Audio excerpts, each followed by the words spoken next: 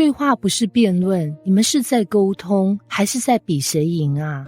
有一對情侶，名叫安安和天宇。某天晚上，他們討論該怎麼過週末。安安，我想去看新開的展覽，好多人都說很值得哎。天宇，可是我想在家追劇，一整週都很累了。安安，你每次都想待在家，這樣太無聊了吧？天宇，我累了還不能休息嗎？你才是不懂體諒。安安，你看，你總是用累當借口，根本就是不想陪我。接下來對話逐漸升級，從要去哪裡變成誰比較自私，最後演變成冷戰。他們都沒有意識到，這場對話早就不是溝通，而是一場辯論比賽耶。兩個人都想贏，卻都輸了。因為在愛情裡，當一方輸了，其實兩個人都輸了。問題來了，你們到底是在溝通，還是在比誰贏啊？為什麼愛情裡的對話容易變成辯論呢？愛情中的對話原本應該是彼此理解、拉近距離的橋梁，但為什麼常常變成互相攻擊的武器呢？有3個常見的原因。一，把對方當對手而不是隊友，你覺得他在反駁你，所以你也要反擊，於是你們不是在解決問題，而是在決定誰比較有道理。2，急着表達，而不是願意傾聽。很多人一聽到不同意見就立刻打斷，不是這樣啦。但真正的溝通需要先聽懂，而不是先反駁。3，情緒比內容更大聲，你不是在回應他說的話，而是在回應被忽略、被指責的感覺。於是你的語氣開始變硬，對方自然也更防衛哦。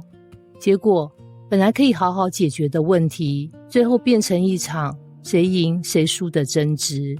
辯論對比溝通，差別在哪裡呢？辯論的目標證明我是對的，溝通的目標理解彼此的需要。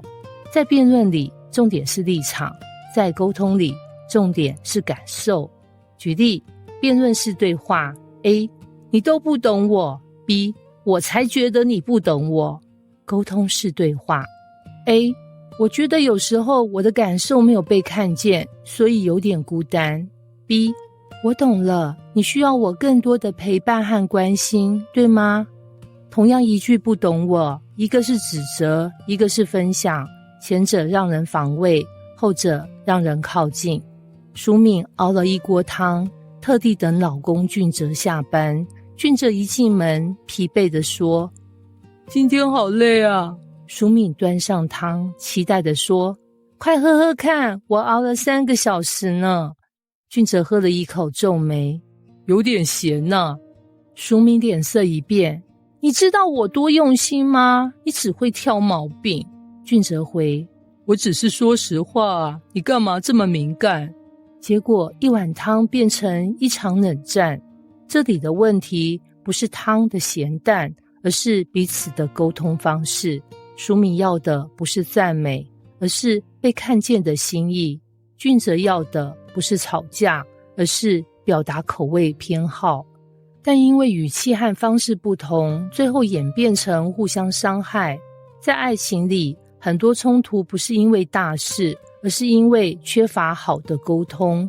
溝通不是超能力，但能成為愛情的超能力。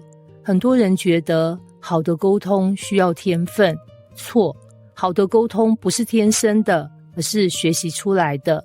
愛情裡，溝通之所以重要，是因為1，它能讓對方知道你的需要；2，它能減少誤會，避免小事變大事；3，它能讓差異變成互補，而不是對立。當一段關係裡，雙方都願意好好溝通，愛情就會變得更堅固，因為你們不是敵人，而是同一隊。溝通的關鍵轉折，從輸贏到同行。還記得安安和天宇嗎？後來他們在冷戰後重新談開。天宇說：其實我真的很累，我需要休息，但我知道你想出去玩。